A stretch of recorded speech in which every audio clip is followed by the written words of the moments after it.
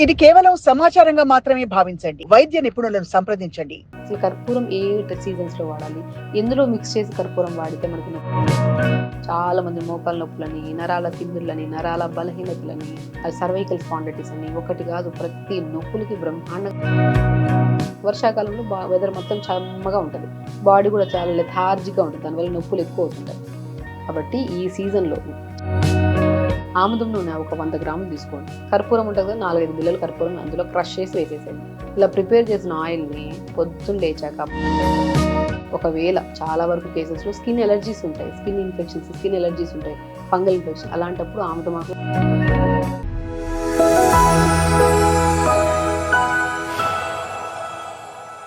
నమస్కారం, నా పేరు డాక్టర్ షగుఫ్తా, నేను న్యాచురోపతి డాక్టర్ని.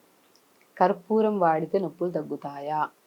చాలా మందికి ఈ క్వశ్చన్ అడిగారండి. నిజంగా తగ్గుతాయి 100%. ఎందుకంటే యాంటీ ఇన్ఫ్లమేటరీ ప్రాపర్టీస్ని బాగా కలిగి ఉన్నాయి, యాంటీ పెయిన్ కిల్లర్గా కూడా పనిచేస్తుంది మనకి కర్పూరం. అసలు కర్పూరం ఏ సీజన్స్లో వాడాలి, ఎందులో మిక్స్ చేసి కర్పూరం వాడితే మనకి నొప్పులు తగ్గుతాయి. చాలా మంది మోకాల నొప్పులని, నరాల తిమ్మిర్లని, నరాల బలహీనతలని, సో చాలా మందిలో సర్వైకల్ స్పాండిటిస్ అని ఒకటి కాదు, ప్రతి నొప్పులకి బ్రహ్మాండంగా పనిచేస్తుంది ఆ కర్పూరం. అది కూడా సీజనల్ వైజ్గా. మనం చాలా వరకు ఏం చెప్తాము, చాలా వీడియోస్లో కూడా చెప్పాం, మనము మామూలుగా సమ్మర్లో మనం చేసిన నొప్పుల వీడియోస్ అయితే, నా నువ్వుల నూనెలో వాము పువ్వు, పుదీనా పువ్వు, కర్పూరం కలుపుకొని వాడండి, చాలా రిలీఫ్ ఉందంటే చాలా మంది కామెంట్స్ చేశారు. ఈవెన్ మా దగ్గరికి వచ్చే ఫిజికల్గా వచ్చే పేషెంట్స్ కూడా మేము చాలా మందికి ఇలా చెప్తే ఫిజియోథెరపీకి అని వస్తూ ఉంటారు, యాక్చువల్లీ పెయిన్స్ ఉన్నాయని, లేదంటే ఏదైనా థెరపీస్ కోసం వస్తుంటారు. నేను అంటాను, ఏ థెరపీస్ వద్దు, ఒక 15 రోజులు నేను చెప్పిన ఆయిల్ అప్లై చేసుకోండి, చాలా రిలీఫ్ ఉంటుందని చెప్పి నేను సమ్మర్లో చెప్పాను. కానీ ఇప్పుడు ఏ సీజన్? వర్షాకాలం. వర్షాకాలంలో వెదర్ మొత్తం చమ్మగా ఉంటుంది, బాడీ కూడా చాలా లెథార్జిక్గా ఉంటుంది, దానివల్ల నొప్పులు ఎక్కువ అవుతుంటాయి. కాబట్టి ఈ సీజన్లో, చలికాలంలో కానీ వర్షాకాలంలో కానీ మనం ప్రత్యేకంగా మనం ఏం చేయాలి, మంచిగా ఆముదం నూనె అండి, మెయిన్ ఇంగ్రీడియంట్ ఆముదం నూనె, కర్పూరం. ఆముదం నూనె ఒక 100 గ్రాములు తీసుకోండి. కర్పూరం ఉంటుంది కదా, 4-5 బిళ్ళలు కర్పూరం అందులో క్రష్ చేసి వేసేసేయండి. ఇలా ప్రిపేర్ చేసిన ఆయిల్ని పొద్దున్న లేచాక బాడీ అంతా అప్లై చేసేసేయండి.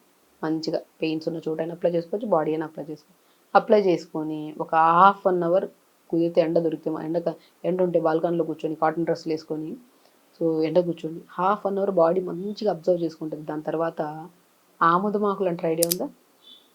ఆముదమాకులు మనకి మామూలుగా చాలా దొరుకుతుంటాయి, ఊళ్ళలో దొరుకుతుంటాయి, ఇక్కడ దొరకకపోవచ్చు. ఆముదమాకులు 4-5 ఆకులు తెచ్చుకొని బాగా వాష్ చేసి మంచిగా ఒక ఒక మన 3-4 గ్లాసెస్ ఆఫ్ వాటర్లో 4-5 ఆముదమాకులకి ఆకులు వేసి మరిగించాలి ఆకుల్ని.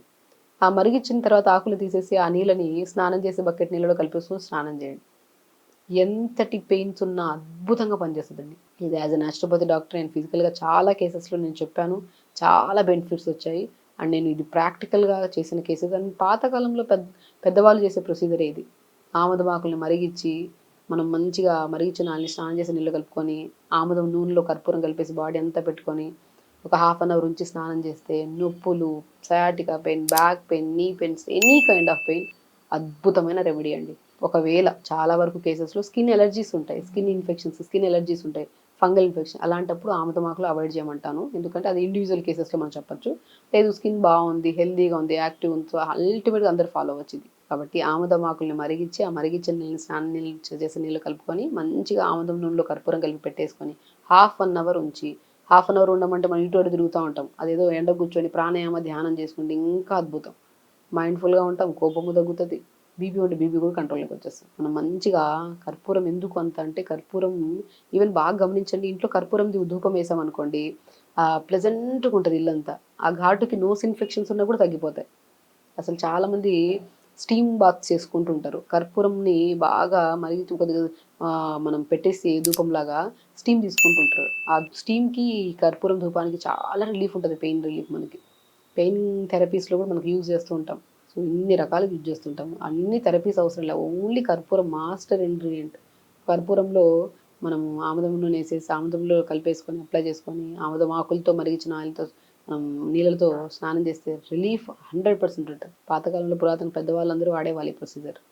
సో దాంతోపాటు బేసికలీ నొప్పులు ఎందుకు వస్తాయని మనం మాట్లాడుకుంటే, నొప్పులు ఎందుకు వస్తాయంటే కొంతమందిలో B12 డెఫిషియన్సీ వల్ల వస్తాయి, కొంతమందిలో D విటమిన్ డెఫిషియన్సీ వల్ల, కొంతమంది ఐరన్ డెఫిషియన్సీ వల్ల వస్తాయి, కొంతమంది కాల్షియం డెఫిషియన్సీ వల్ల. వీటిని మనం ఫుడ్ రూపంలో కాల్షియం డెఫిషియన్సీ ఉంటే నువ్వులు తీసుకోవడము, ఫ్లాక్స్ సీడ్స్ తీసుకోవడం, ఆవు పాలు తీసుకోవడం, పిస్తా తీసుకోవడం, మోర్ కాల్షియం. B12 డెఫిషియన్సీ ఉందనుకోండి, ఖచ్చితంగా మనం మునక్కాయలు తీసుకోవడము, డ్రాగన్ ఫ్రూట్ తీసుకోవడము, ఆల్మండ్స్ తీసుకోవడం, పంకిన్ సీడ్స్, రాజగిర, తోటకూర విత్తనాలు తీసుకోవడం B12 డెఫిషియన్సీ క్లియర్ అవుతుంది. ఆటోమేటిక్గా నొప్పులే ఉండవు మనకి. ఒకవేళ డి విటమిన్ డెఫిషియన్సీ ఉందనుకోండి, డి విటమిన్ డెఫిషియన్సీ ఉంటే ఏం చేస్తాం, నేను చాలా వీడియోస్లో ఒక పర్టికులర్ 10 మినిట్స్ వీడియో కూడా చేశాను. మష్రూమ్స్ మంచిగా వాష్ చేసుకొని పసుపు వాటర్లో ఎండబెట్టి పౌడర్ చేసుకొని ఆ పౌడర్ని పాలల్లో కానీ మజ్జిగలో కానీ కూరలో కానీ వాడండి. వాల్నట్స్ తీసుకోండి, ఫ్లాక్స్ సీడ్స్ తీసుకోండి. ఫ్రూట్స్లో మంచి డి విటమిన్ ఉంటుంది, ఆకుకూరలో మంచి డి విటమిన్ ఉంటుంది. ఐరన్ డెఫిషియన్సీ ఉందనుకోండి, మనం బ్లాక్ కిస్మిస్ తీసుకోవచ్చు, అంజీర్ తీసుకోవచ్చు, పాలకూరలో తోటకూరలో మోర్ ఐరన్ ఉంటుంది. ఈ ప్రాపర్గా ఉన్నాయనుకోండి మనకి అసలు నొప్పులే ఉండవు. ప్రాపర్ న్యూట్రిషన్ లేదు అంటే స్టార్ట్ అవుతాయి నొప్పులు. అప్పుడు మనం ఇవన్నీ ఫాలో అవ్వాలి. అది ఈ ఫుడ్ పరంగా మనం 70% పర్ఫెక్ట్ చేసుకొని చిన్న రెమెడీ మనం ఆయిల్ అప్లై చేసుకోవడం ఏమైనా చేస్తే 1 వీక్లో ఆటోమేటిక్ నొప్పులు పోతాయండి. 100% నొప్పులు పోతాయి. కానీ మనం తింటున్న ఫుడ్లో హెల్దీ ఫుడ్ కంటే అన్హెల్దీ ఫుడ్ ఎక్కువ ఉందనుకోండి, మీరు ఏం చేసినా తగ్గవు. మనం ఆ పెప్సీలు తేవడం, ఇవి తీసుకోవడం, అవి తీసుకోవడం, కొన్ని వరకు మనకు తెలుసు ఏది హెల్దీ ఏది అన్హెల్దీ అని. అన్హెల్దీ అన్నప్పుడు అది దూరంగా ఉంచేసాలి మనం. దాంతోపాటు ఒక 45 మినిట్స్ టైం దొరికితే పొద్దున్నే ప్రాణాయామ కానీ యోగా కానీ చేసుకుంటే అద్భుతం అండి. బాడీ ఫ్లెక్సిబిలిటీగా ఉంటుంది, నొప్పులే పోతాయి మనకు అసలు. ఎవరికైనా బ్యాక్ పెయిన్ ఉందని వస్తే మనం ఏం చెప్తాము, కొన్ని యోగాసనాస్ చేసుకోండి.